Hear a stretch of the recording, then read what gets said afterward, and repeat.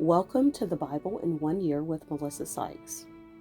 Today is January the 1st.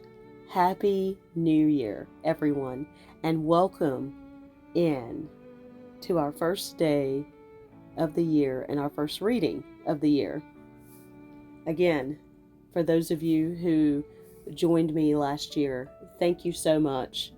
And to those of you who may be new, thank you for coming in. And so today we begin our first reading in the book of Genesis. The opening chapters of the Bible reveal God as eternal, wise, powerful, good, and committed to human flourishing. They also introduce the integrated systems that sustain life, explain the origin of sin, and point to God's plan and way of redemption. God forms humanity in His image to govern His creation, reflect His glory, and fill the earth with His image bearers. He unites the first couple in marriage and places them in Eden with one prohibition, inviting them to live in relationship with Him by faith. Tempted by the serpent, Eve violates the prohibition, as does Adam. They choose to determine good and evil by what they see instead of what God said. Sin thus enters the world and brings with it shame, fear, guilt, and separation. The couple is evicted from the garden, but not before God graciously covers their nakedness by sacrificing an animal that He had called good. Adam and Eve depart with a promise, according to Genesis 3:15, and a picture, according to Genesis 3:21, of redemption. The Bible begins in Genesis chapter 1 through chapter 11 with the dawn of creation and the early history of the world. The account of creation, Genesis chapter 1, verse 1 through chapter 2, verse 4a. In the beginning, God created the heavens and the earth. The earth was formless and empty, and darkness covered the deep waters, and the Spirit of God was hovering over the surface of the waters. Then God said, "Let there be light," and there was light. And God saw that the light was good. Then He separated the light from the darkness. God called the light day, and the darkness night.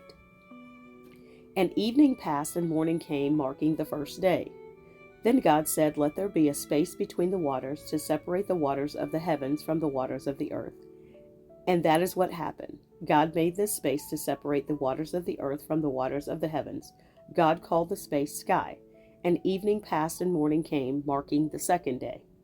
Then God said, "Let the waters beneath the sky flow together into one place, so dry ground may appear." And that is what happened. God called the dry ground land, and the waters seas. And God saw that it was good. Then God said, "Let the land sprout with vegetation, every sort of seed-bearing plant, and trees that grow seed-bearing fruit. These seeds will then produce the kinds of plants and trees from which they came." And that is what happened. The land produced vegetation, all sorts of seed-bearing plants and trees with seed-bearing fruit. Their seeds produced plants and trees of the same kind, and God saw that it was good. And evening passed, and morning came, marking the third day. Then God said, "Let lights appear in the sky to separate the day from the night. Let them be signs to mark the seasons, days, and years. Let these lights in the sky shine down on the earth." And that is what happened. God made two great lights, the larger one to govern the day, and the smaller one to govern the night. He also made the stars. God set these lights in the sky to light the earth, to govern the day and night, and to separate the light from the darkness. And God saw that it was good. And evening passed, and morning came, marking the fourth day. Then God said, "Let the waters swarm with fish and other life. Let the skies be filled with birds of every kind." So God created great sea creatures and every living thing that scurries and swarms in the water, and every sort of bird, each producing offspring of the same kind. And God saw that it was good. Then God blessed them, saying, "Be fruitful and multiply. Let the fish fill the seas, and let the birds multiply on the earth." And evening passed, and morning came, marking the fifth day. Then God said, "Let the earth produce every sort of animal, each producing offspring of the same kind, livestock, small animals that scurry along the ground, and wild animals." And that is what happened.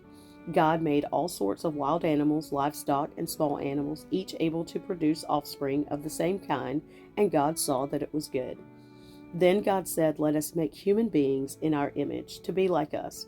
They will reign over the fish in the sea, the birds in the sky, the livestock, all the wild animals on the earth, and the small animals that scurry along the ground. So God created human beings in his own image. In the image of God, he created them. Male and female, he created them. Then God blessed them and said, "Be fruitful and multiply, fill the earth and govern it. Reign over the fish in the sea, the birds in the sky, and all the animals that scurry along the ground." Then God said, "Look, I have given you every seed-bearing plant throughout the earth and all the fruit trees for your good. And I have given every green plant as food for all the wild animals, the birds in the sky, and the small animals that scurry along the ground, everything that has life." And that is what happened. Then God looked over all he had made, and he saw that it was very good. And evening passed, and morning came, marking the sixth day. So the creation of the heavens and the earth and everything in them was completed. On the seventh day God had finished his work of creation, so he rested from all his work. And God blessed the seventh day and declared it holy, because it was the day when he rested from all his work of creation. This is the account of the creation of the heavens and the earth. The man and woman in Eden. Genesis chapter 2, verses 4b through 25. When the Lord God made the earth and the heavens, neither wild plants nor grains were growing on the earth, for the Lord God had not yet sent rain to water the earth, and there were no people to cultivate the soil. Instead, springs came up from the ground and watered all the land. Then the Lord God formed the man from the dust of the ground. He breathed the breath of life into the man's nostrils, and the man became a living person. Then the Lord God planted a garden in Eden in the east, and there he placed the man he had made.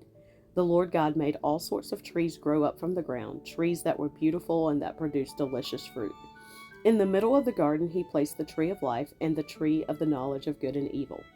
A river flowed from the land of Eden, watering the garden and then dividing into 4 branches.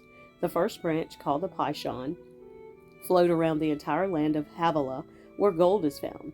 The gold of that land is exceptionally pure. Aromatic resin and onyx stone are also found there. The second branch, called the Gihon, flowed around the entire land of Cush. The third branch, called the Tigris, flowed east of the land of Asher. The fourth branch is called the Euphrates. The Lord God placed the man in the Garden of Eden to tend and watch over it. But the Lord God warned him, "You may freely eat the fruit of every tree in the garden, except the tree of the knowledge of good and evil. If you eat its fruit, you are sure to die." Then the Lord God said, "It is not good for the man to be alone. I will make a helper who is just right for him." So the Lord God formed from the ground all the wild animals and all the birds of the sky.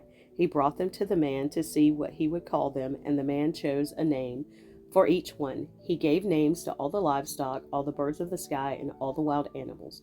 But still there was no helper just right for him. So the Lord God caused the man to fall into a deep sleep. While the man slept, the Lord God took out one of the man's ribs and closed up the opening. Then the Lord God made a woman from the rib, and he brought her to the man. "At last," the man exclaimed, "this one is bone from my bone and flesh from my flesh. She will be called woman, because she was taken from man." This explains why a man leaves his father and mother and is joined to his wife, and the two are united into one. Now the man and his wife were both naked, but they felt no shame. The man and woman sin. Genesis chapter 3, verses 1 through 24. The serpent was the shrewdest of all the wild animals the Lord God had made. One day he asked the woman, "Did God really say you must not eat the fruit from any of the trees in the garden?" "Of course we may eat fruit from the trees in the garden," the woman replied. "It's only the fruit from the tree in the middle of the garden that we are not allowed to eat. God said you must not eat it or even touch it. If you do, you will die." "You won't die," the serpent replied to the woman. "God knows that your eyes will be open as soon as you eat it, and you will be like God, knowing both good and evil." The woman was convinced. She saw that the tree was beautiful and its fruit looked delicious, and she wanted the wisdom it would give her. So she took some of the fruit and ate it. Then she gave some to her husband who was with her, and he ate it too. At that moment their eyes were open, and they suddenly felt shame at their nakedness. So they sewed fig leaves together to cover themselves.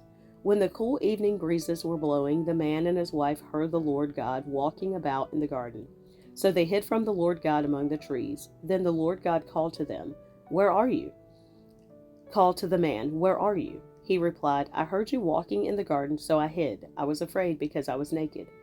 "Who told you that you were naked?" the Lord God asked. Have you eaten from the tree whose fruit I commanded you not to eat?" The man replied, "It was the woman you gave me who gave me the fruit, and I ate it." Then the Lord God asked the woman, "What have you done?" "The serpent deceived me," she replied. "That's why I ate it." Then the Lord God said to the serpent, "Because you have done this, you are cursed more than all animals, domestic and wild. You will crawl on your belly, groveling in the dust, as long as you live. And I will cause hostility between you and the woman, and between your offspring and her offspring. He will strike your head, and you will strike his heel." Then he said to the woman, "I will sharpen the pain of your pregnancy, and in pain you will give birth, and you will desire to control your husband, but he will rule over you."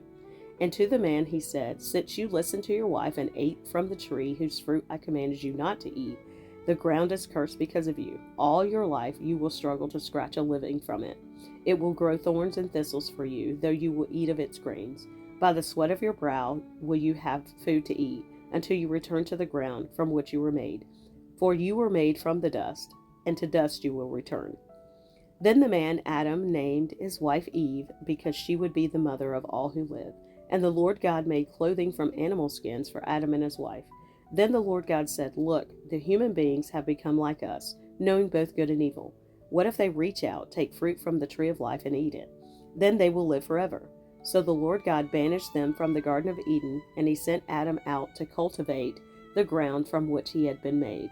After sending them out, the Lord God stationed mighty cherubim to the east of the Garden of Eden, and he placed a flaming sword that flashed back and forth to guard the way to the tree of life.